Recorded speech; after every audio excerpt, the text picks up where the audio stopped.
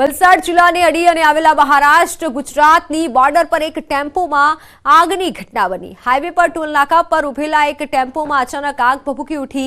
પરિણામે આસપાસના વિસ્તારમાં દોડધામ મચી ગઈ। સતત ધમધમતા અમદાવાદ મુંબઈ નેશનલ હાઈવે પર આવેલા આ દાવચરી ટોલ નાકા પર ઘટના બની હતી। આગની ઘટનામાં ટેમ્પો બળીને ખાખ થઈ ગયો। આ ઘટનામાં કોઈ જાનહાનિના સમાચાર નથી।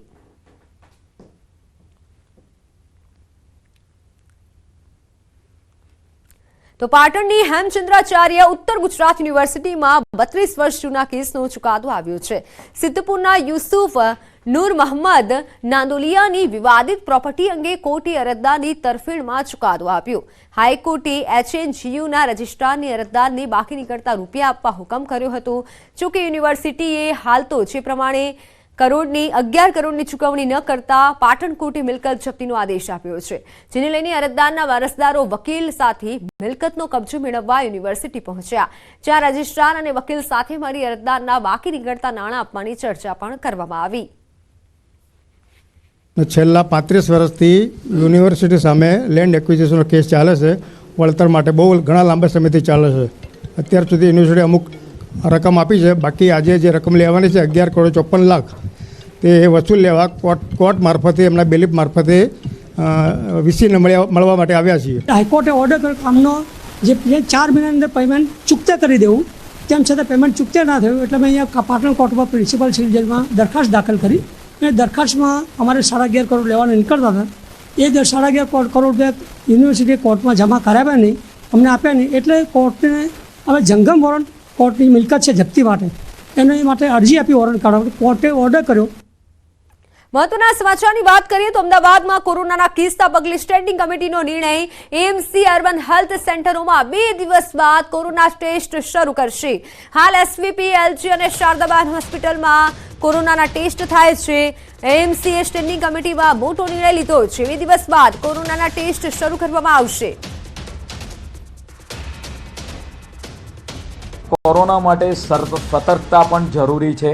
આજની સ્ટેન્ડિંગ કમિટીની અંદર કોરોનાની ચર્ચા નીકળી હતી અને તેની અંદર મહાનગર દ્વારા જે જુદી જુદી હોસ્પિટલો છે, LG hospital, SVP hospital, Shardaben hospital, ત્યાં આગળ આ ટેસ્ટિંગની પ્રક્રિયા હાલ ચાલુ છે।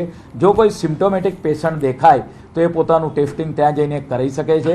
આવનાર સમયમાં વિધિન 3 કે 4 દિવસની અંદર કોર્પોરેશનના જે CHC છે અથવા તો UHC છે, ત્યાં આગળ કોઈ પણ દર્દીના જો સિમ્પટોમ્સ દેખાય તો એ UHC પર અથવા તો CHC પર જઈ તેની તપાસ કરાવી શકશે।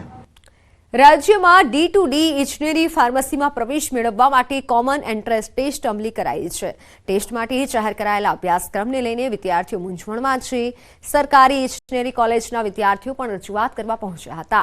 એન્ટ્રન્સ ટેસ્ટમાં ફિઝિક્સ, કેમેસ્ટ્રી, મેથેમેટિક્સ, ઇંગ્લિશ તેમજ 4 જેટલા વિષય છે, જેની 50-50 માર્કની પરીક્ષા લેવાશે। ત્યારે વિદ્યાર્થીઓનું કહેવું છે કે ડિપ્લોમાના અભ્યાસ સમયે જે વિષય ભણાવવામાં જ નથી આવ્યા તેની પરીક્ષા કઈ રીતે આપવી।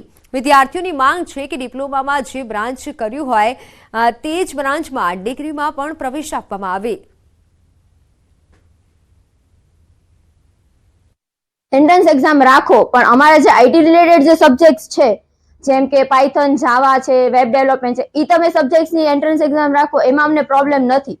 પણ તમે જ્યાં આઈટી રિલેટેડ ડિપાર્ટમેન્ટના છે, એક્સટર્નલ છે સબ્જેક્ટ્સ છે, એમાં તમે એન્ટ્રન્સ એક્ઝામ રાખો, એ અમને આગળ જતા બી પ્રોબ્લેમ્સ થાય ને અમે આગળ ભણ્યા નથી, જેમાં અમારે માર્ક્સ ના તો અમારે પ્રોબ્લેમ્સ થાય। અમને બી ફિઝિક્સ કે કેમેસ્ટ્રીનો કઈ જ જ્ઞાન નથી। બસ આ જ મારો પ્રશ્ન છે। શું કરવું જોઈએ? આનો ઉપાય એ છે કે અલગ અલગ બ્રાન્ચ વાઇઝ તમે કોમન એન્ટ્રન્સ ટેસ્ટ લો। આમાં પણ જે વિષયો ભણ્યા નથી એ બાળકોને એ વિષયો અંગેની પૃચ્છા ન થાય અને જે તે સ્કિલ આધારિત પૃચ્છા થાય એવી અમે સૌ સરકારશ્રી પાસે માંગણી કરીએ છીએ। આઈટી માટે પણ આ એન્ટ્રન્સ એક્ઝામમાં આ બધા સબ્જેક્ટ લોકોએ લાગુ કર્યા છે।